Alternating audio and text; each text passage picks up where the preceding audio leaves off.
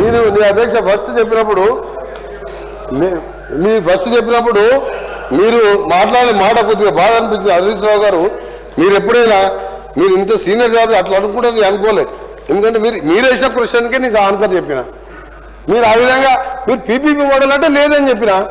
App road మీద అధ్యక్ష క్లియర్గా చెప్తున్నా, 40% నెక్స్ట్ ఏప్రిల్ 2nd వీక్లో దాని మీద ఇప్పటికే చాలా రోజులు వర్కౌట్ చేస్తున్నాం. మా స్పెషల్ సెక్రటరీ గారు ఈ దేశీయ రాష్ట్రాల్లో మహారాష్ట్ర, కర్ణాటక వెళ్ళి రావడం జరిగింది.